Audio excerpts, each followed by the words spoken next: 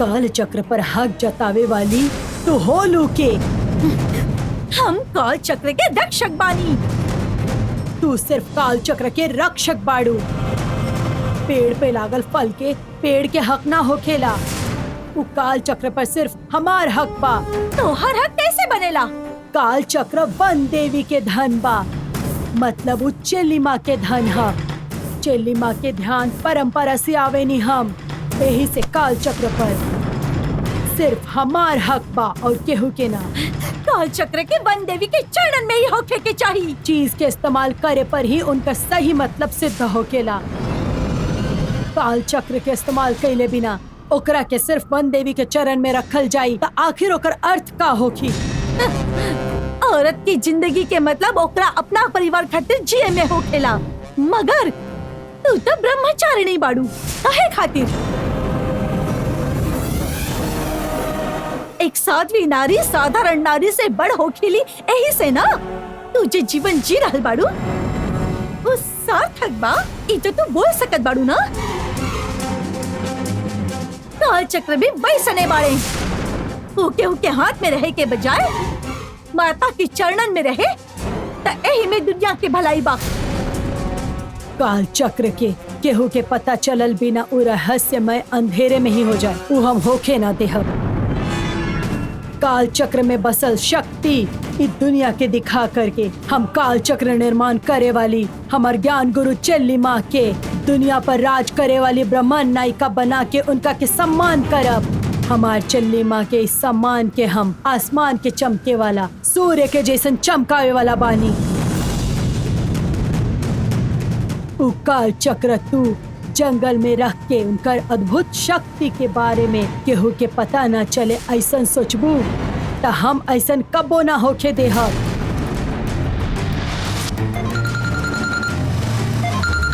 Hello, हाँ बोला ना भाई, अभी लोकेशन कहाँ के दिखा बता? एग्जैक्टली अबे रानी ब्रिज के पास के लोकेशन दिखात बा। अच्छा ठीक बा, हम देखा था नहीं। ओके बाय। काल चक्र के निर्माण के पहले वन देवी के चरणन में शरण लेवे वाला वंश हमने के ही बा। काल चक्र कहाँ रही जनकर उनकर प्रतिष्ठा बढ़े, इत तोहरा से बढ़कर कहीं ज्यादा हम जाने नहीं। अपन मूल जगह पर रहे वाला चीज की शक्ति ज्यादा हो खेला और भटकत चीज की शक्ति कम हो खेला। काल चक्र की शक्ति कायम रखे खातिर ओकरा के माता के चरणन में ही होके के चाहिए। काल चक्र हमारा पास ही रही, ओकरा के हम पाके ही रहब।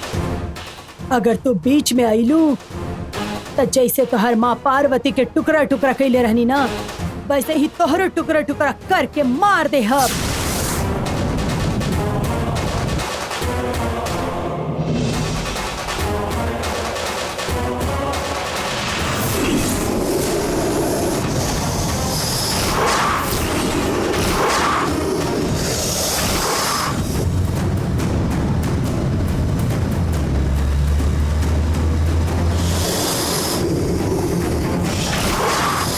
शेषनाग के जैसन फन दिखा के तू सोच लो कि हम पीछे हट जाए तो हम पीछे ना हटे वाला बानी।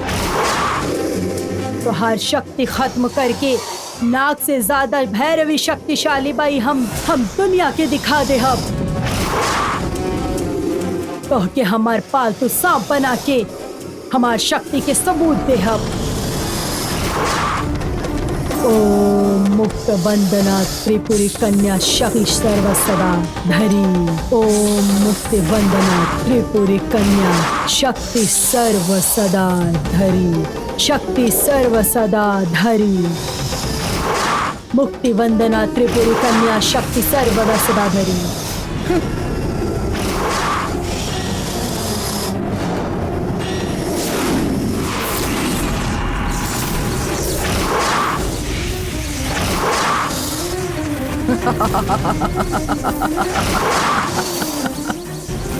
हमार मंत्र बंधन में फंस गई बाड़ू। हमार फेकल जाल मगर के जबड़ा जैसन बा, अंदर जे गईल वापस बाहर ना आ सकेला।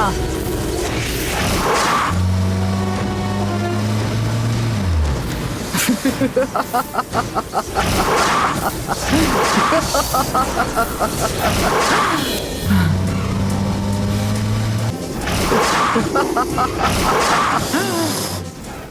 पता चलल कि भैरवी का बला बा। अब जान गई लेना हमार शक्ति का बा।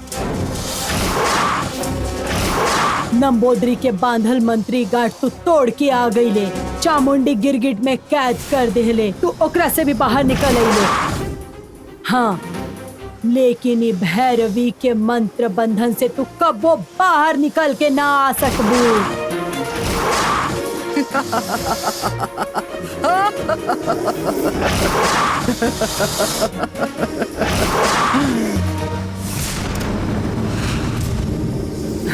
अगर हम चाहें तो गोकुल नंदन के कालिया के ऊपर कई नृत्य के तरह पहरा फन पे खड़ा रह के नाच सकेंगे।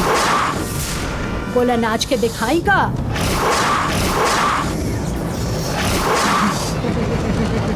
वन देवी हमर रक्षा करी।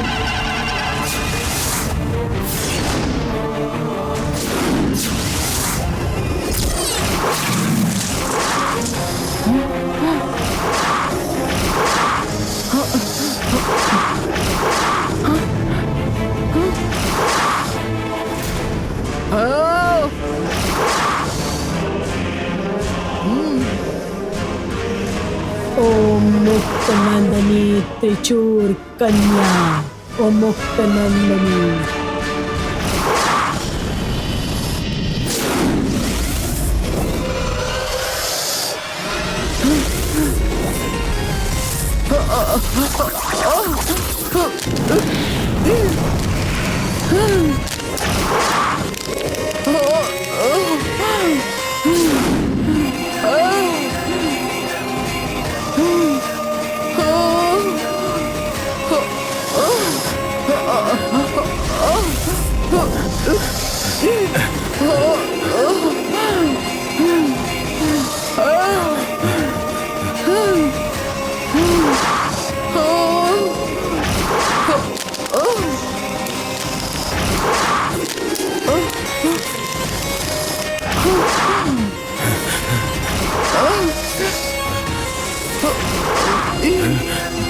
नंदिनी, ओकरा के कुछ मत करिहा।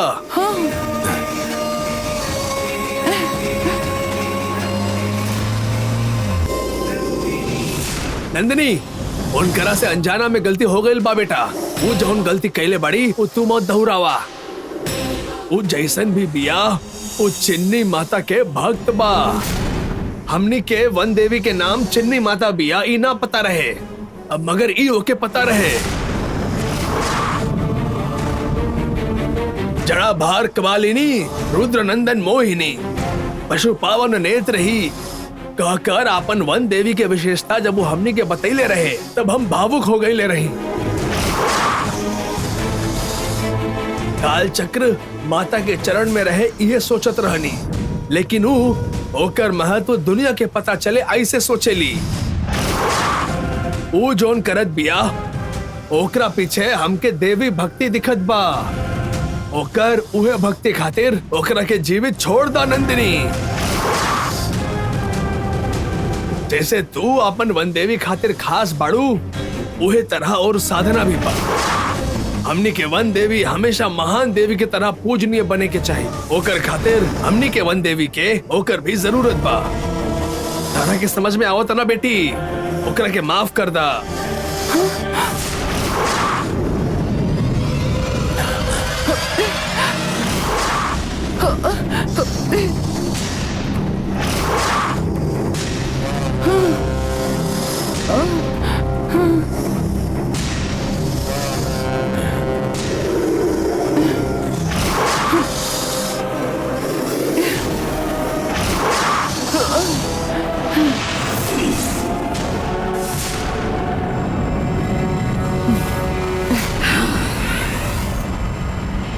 काल चक्र पावे की कोशिश करे खातिर और नागबंदी के मारे के तोके सजा देवे खातिर हम तोके खत्म करे वाला रहनी। लेकिन वन देवी के नाम तू बतौलू यही से, और तुम वन देवी माता के साध्वी का बाड़ू यही से तोके हम जिंदा छोड़ रहल बानी। तू जे शक्ति पावे के चाहत बाड़ू तू तपस्या करके हासिल करा। वनदेवी माता के चमत्कार दुनिया के दिखावे चाहेलू तो आप साधना शक्ति से करके दिखावा। ओकर जगह काल चक्र के गलत इस्तेमाल करे चाहेलू तो हम होके ना दे। अपन सोच बदल ला। दोबारा काल चक्र पावे के बाद भी मत करिहा। तू चाहे कुछ भी कर ला, फिर भी हम अपन सोच ना बदलब। वो काल चक्र हमके चाही ता हम हासिल करके ही रहा।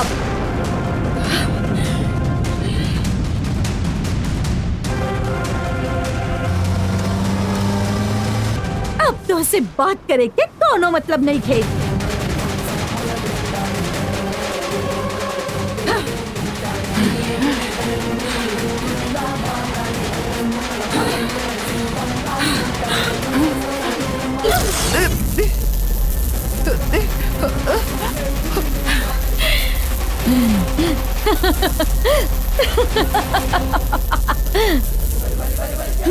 नंदिनी,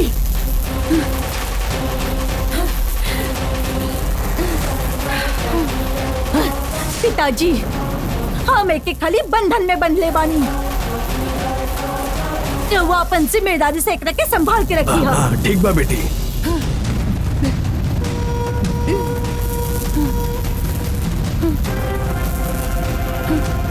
ए नंदिनी, ये मंत्र गार्ड खोला।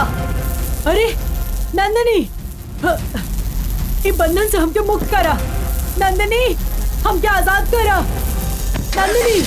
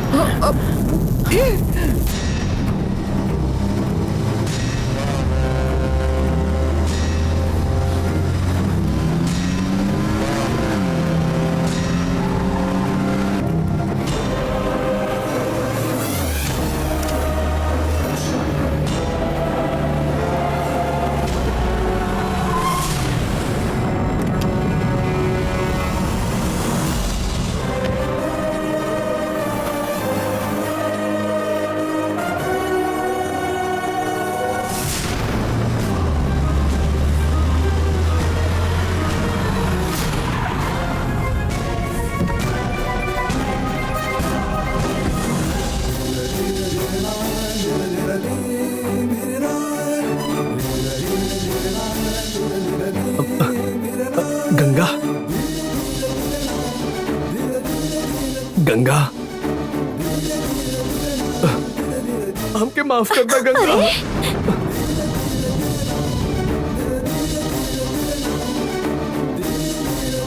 गंगा, हम तारा के धोखा देनी है। जौन भइल रहे ओकरा बारे में हम तरह के नहीं के बता सकनी। जरूर तहार दिल टूट गई होगी। हम जोन गलती कैले बानी ओकर कोनो माफी ना हो सकेला। यही से हमके सजा मिले के चाहिए। तू हमके सजा दाना।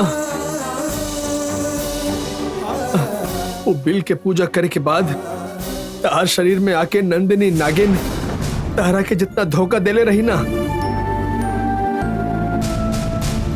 उसे बड़ धोखा हम तोहरा के देले बानी। तार घर से जावे के बाद एक एक दिन हम कैसे कटले बानी ये खाली हमरे दिल जाने ला। अपन परिवार के फिक्र के चलते तू लौट आयल बाड़ू, एकर हमके कौनो खुशी नहीं खे। जब तू हमके सजा देबो ना तभी हमके अच्छा लगी। तू हमके सजा दा। मारा ना, मारा हमके, मारा मारा मारा हमके, मारा गंगा, मारा मारा मार दा हमके, मारा गंगा, मारा हमके। एकर हाल देख के तो हमके बहुत ही दया आ रहल बा।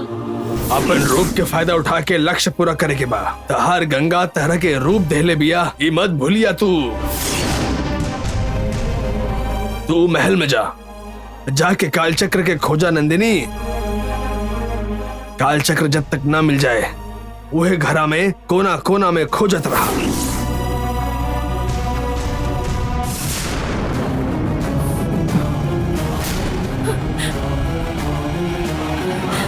हमके सजा दा ना गंगा, दा ना गंगा।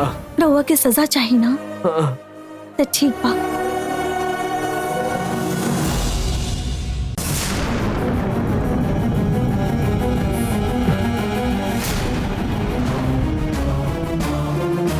हमके सजा दा ना गंगा, दा ना गंगा।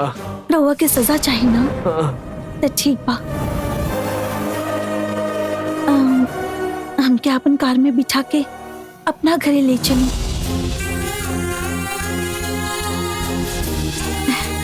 हमके ले चलब ना?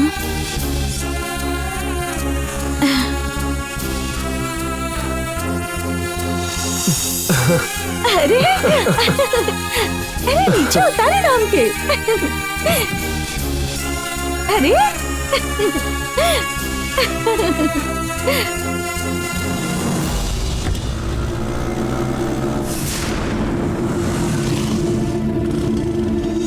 ड्राइवर। हाँ दीदी। गाड़ी ठीक बा, अब मैकेनिक के भेज दो और वो गाड़ी लेके आ जाए। ठीक बा दीदी।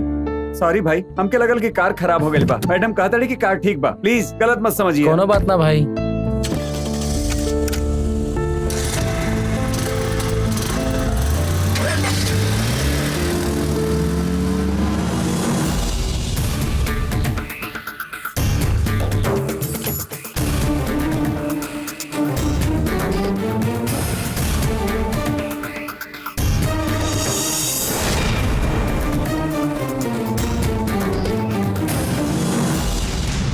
ई का है भैया, गंगा के राय खातिर गाड़ी बेचले बानी ऐसन कहले रहनी, तो अब तक वो लोग अइले काहे ना? गंगा जहाँ गाड़ी मंगौले रहली ओइजा भेजले बानी। हाँ। फिर देर काहे लगा था समझ नहीं जीजा क्या जी, हुआ। गाड़ी कहाँ भेजले रहनी बताई? वो एरिया के काउंसलर से लेके एमएलए तक सबके वहाँ भेज दे। तू शांत रहा, गंगा आवते होगी। भैरवी जल्द से जल्द आ जाए ऐसा कहले रहे, लेकिन अबले ना आइल। का बात बा? हाँ?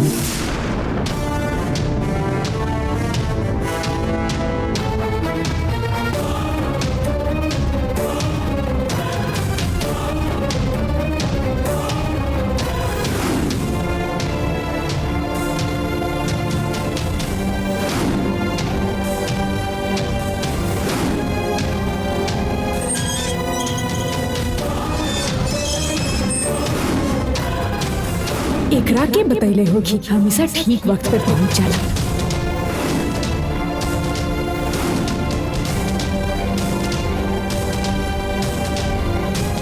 अब हमका मालिक।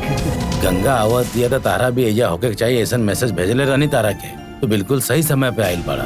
गंगा थोड़ा देर में ही एजा आ जाई। अरे अरे ओमकार, बस बस ठीक है। बेटी के प्यार में रउआ से बहुत गलत तरीके से बात कर लेनी, हम माफ कर दे। तू अपना बेटी गंगा खातिर ही ऐसा बात कैले रहला ना, हम वो सब भुला देले बानी। गंगा अपना घरे आवतिया ई बात के हमरा बहुत खुशी बा।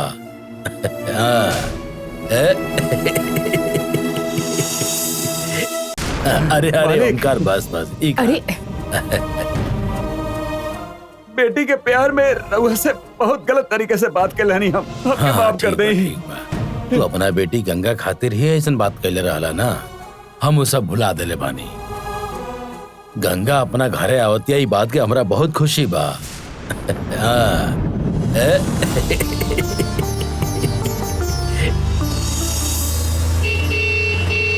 अरे आ गई गंगा।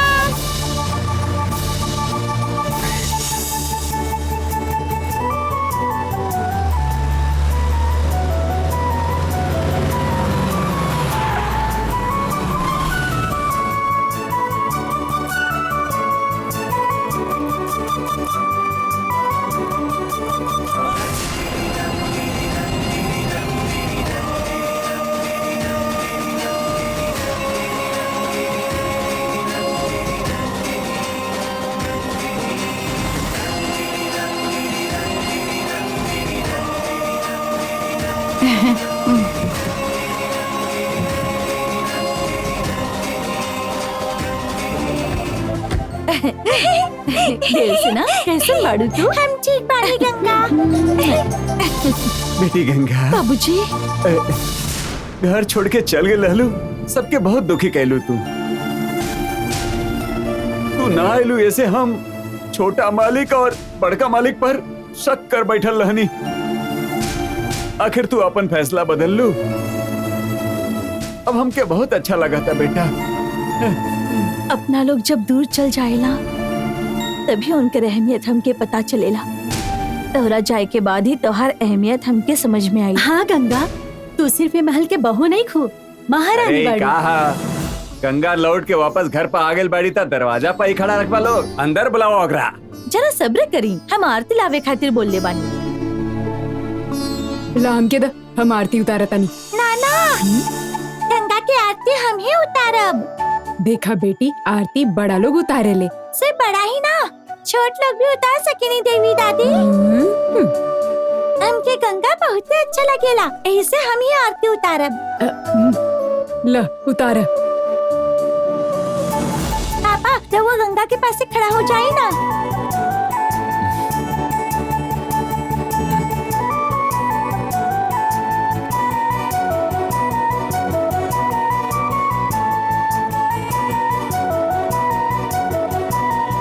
नीचे झुका गंगा। पापा आप भी झुकी ना नीचे। ला दा हमके। जा एक रही जैसे ले जा। चला अंदर चला। चला चला चला अंदर चला। चले आवा, गंगा। चला आवा।